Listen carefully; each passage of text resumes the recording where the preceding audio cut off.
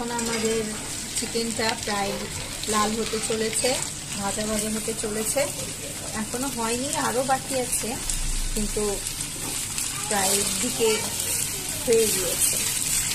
এখন আর কিছুক্ষণ ভাজা নেওয়ার পরে আমরা এটাকে সার্ভ করে নেব।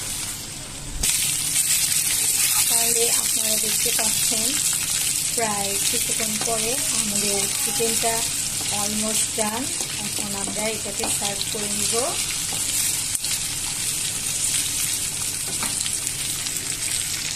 দেখতে পাচ্ছেন চিকেনগুলা ভেজে লাল করে নেওয়া হয়েছে।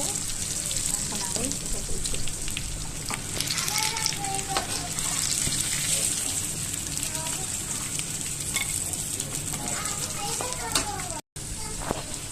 এই যে আমাদের